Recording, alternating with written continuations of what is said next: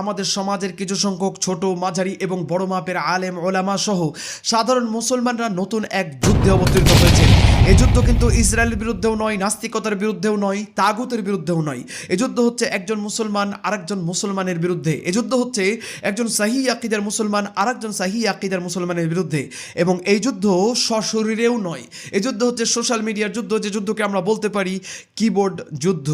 এখন এই যুদ্ধ প্রত্যেক বছর ফিরে ফিরে আসে। জাকাতের সময় জাকাত, ফেতরার সময় ফেতরা, কুরবানির সময় কুরবানি এবং আরো অন্যান্য যে ওকেশন আছে সেই ওকেশনে এই যুদ্ধগুলো সংগঠিত হয়ে থাকে। একজন আরেকজনকে তাকফির করছেন, মানহাজ বিমুখ বলছেন।